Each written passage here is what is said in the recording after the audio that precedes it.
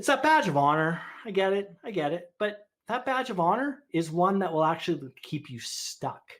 So another way of looking at it is leadership is like, or a leader is like a conductor. If you were to look at like an orchestra, the conductor's job is not to play an instrument. And I can promise you that that conductor knows that music inside and out. That conductor probably even knows some of the instruments, at least one instrument, extremely well, to the point where they could likely swap in and play the violin. They could maybe start and name the instrument, play the piano, whatever it is. But that's not their job. So think about this. If that conductor was the best violin player in the orchestra, let's say, which often happens because in corporate environments, we promote based on technical expertise, right? So let's say then that that conductor could play the violin better than the person that's currently in the orchestra. What would happen if the conductor steps down, goes and, well, two things. Let's look at it a couple ways. Let's say that the conductor now goes and stands behind the violin player, right over their shoulder. Okay, so replace violin player with employee or team member.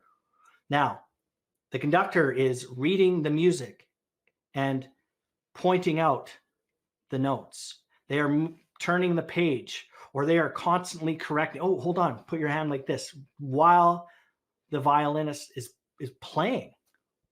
Think about that. Well, that's what we call micromanagement. Okay, so that's a big problem too. So micromanagement leads to you being like super busy. If you're wondering why you're running around a lot, ask yourself, how many times are you detail oriented? So that's one scenario. Now, let's say, though, that the conductor knows that they're not going to be a micromanager. They know that that's bad. So they replace the violinist. They kick the violinist out of the chair. Okay. Conductor sits down, starts playing the violin. They know that instrument. They know it really well. And in fact, they probably love playing it, maybe even more than they like conducting. What will happen? What will happen to the rest of the orchestra?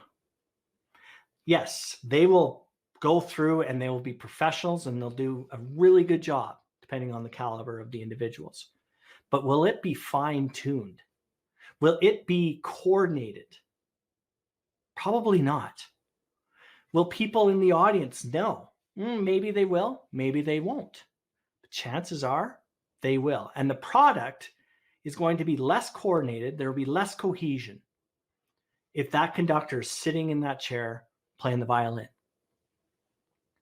Think about that. So now when you're doing work, essentially what you're doing is you're stepping down from in front of that orchestra, which is your job, which is to coordinate and lead, and you go and you sit down. Maybe it's to replace a violin player, or maybe it's to say, you know what, we need more violin players. We're running out of capacity there. And you jump in there and you pick up an instrument and away you go. That's a problem. That's a problem.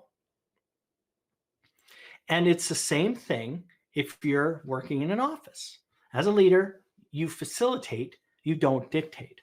So that's really why we got to get rid of this badge of honor where, man, I'm so busy. I'm so busy. And there's a big difference between being busy and productive. That's a whole different conversation. But even just get that out of your head that you have to be running around all the time.